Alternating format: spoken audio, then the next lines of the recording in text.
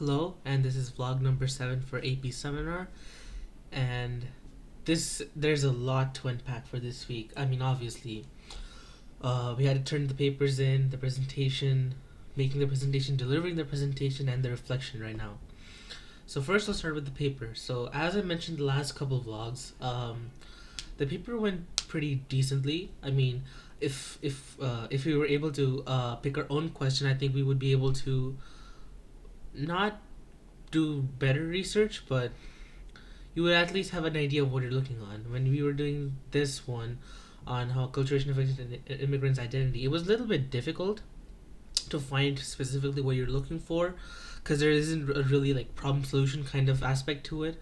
So that was the only difficult part about the paper, in my opinion. But other than that, I think me and my group we did a good job of our research papers. I mean, for my presentation, I used a lot of their sources, and I used that to help me make my slide for the presentation.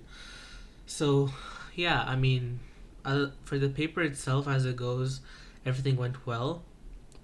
And as for the presentation, I noticed one group they did really good on their presentation because they had practiced it. I think if we had like a day or more, I think practicing it would have helped the flow of our presentation because there were some parts of it where we were scrambling in the presentation, and I think having a little bit of practice ahead of time to knowing who's doing what and how, and to have the overall format known before presenting would have been helpful, I would say. And another thing I think that another thing we did really good was the overall information on the slides, because all the information was very concise. We were able to get to the points, and we were able to deliver what we had to do. And our question especially was very different from the rest because, like I mentioned before, there isn't really a solution to acculturation because it's a process that's been happening for centuries at this point, and you cannot do anything to stop it. It's just gonna happen. And yeah, what else was there? I think next time when we're presenting, we will definitely practice. I did make note cards, but I really didn't need note cards because I was rehearsing my lines. It makes it seem like it's a drama show. I was rehearsing my what I was gonna say before I presented it, and sometime the period before, so that kind of gave me an edge, I would say. So I didn't really have to like constantly look at my note cards and read off of it.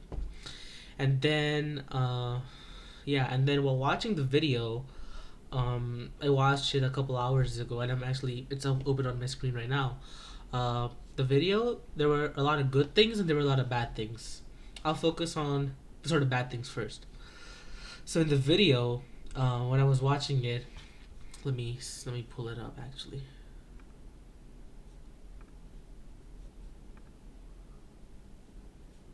Yeah. So mine was actually, I mean, I started off talking about us, and the one bad thing I noticed about me was my hands were in my pocket, and I was looking down for most of the presentation. And look, I did not. It kind of makes it seem like I'm disengaged from the rest of my group mates, but that's not what I intended to be. It's just at that moment when you're in front of all those people, there's some nerves to it. There's a little bit of nervousness that plays into it, which which I would say is natural. But I think when I'm looking at it right now, it makes it seem like I am disengaged, but that's really not the case. It was just that was the most comfortable thing for me to do at that point. But looking back, I realized clearly that was not the way to go. And yeah, that's like the major critique I have of myself. And I was also looking at the clock because I think I took up a little bit too much time in the beginning, as like I was reading out my points from mind, and I was like, oh, I don't want to take up too much time because I want to let the other members of my group talk. That was one. And while talking with you on Friday, when I was looking back at Adam's line, when he opened his statement, it was like Puerto Ricans, Irish, and Iranians. It kind of made it seem discriminatory and like racial, even though it wasn't, because the way he presented the line in one sentence as I was rewatching it, it kind of made it seem it was very racist. that's clearly not the case. That's not what we were trying to do. It's just maybe the way we were pitching it out made it seem like it was. It seemed bad, but it really wasn't bad.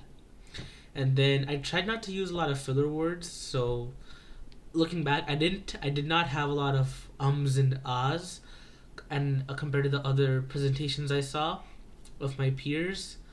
So that's a good thing, obviously, for me and for of our group. I think overall, we didn't use a lot of filler words compared to other groups. That's a good thing.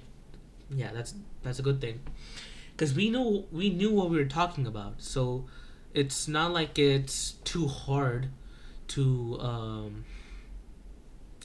to really have filler words. So I yeah, and that I think that's a good thing that we did, and we didn't really like stare at the screen or our note cards either, because our note cards mainly had bullet points to refresh our memory about sources or whatnot, and we didn't do that. So that was a good thing. Like we were much more engaged with the audience. So our team did a really good job of that. As far as the slideshow goes, ugh, bad voice crack. As far as the slideshow goes, our information was very detailed because I one thing I really made sure to put out to my group members was each slide should have at least at most 6 bullet points because you don't want to overcrowd your slide with too much information at the point where you're just like presenting your own paper, right? You don't want to do that. Which is why I also recommended that we use note cards so that if there's any extra information that we want to add on to it, which might be a little too much for the presentation, the slides show, we put it on the note card so it refreshes our memory to make it a more engaging presentation, unlike some of the other groups we saw, which basically put a research paper in the presentation. So at that point, it's like you're either following what they're saying or you're reading what they're saying. You're not able to do both. So, yes, I think we did a really good job of that. And looking back, I think, our presentation theme was very, very related. Adam picked that one out. He did a good job on that. The font was very readable, I would say. Yeah, I think we used like a brownish kind of font, and I think the black really complemented how the form presented itself. Let me see what else. I think it was Lanuka's group that had the other slideshow template. Yeah, the light blue and the dark blue had a really good contrast. Then again, it's a medical, right? So a medical theme, so I mean, kind of makes sense. And then that's pretty much it. I mean, and then we're gonna have like a the real mock, with in a couple weeks time. So from now and then, there's a lot to improve, and there's a lot of things there's gonna be different in the process because we get to pick our own groups, our own question. There's a lot more freedom to it, as one would say. So that's a good thing to look up to. And then once I do receive feedback on my research paper, there's going to be a lot more work to make it better, to present a more strong research paper. So, yeah, that's pretty much it for this week. There's a lot to look forward to. New research project.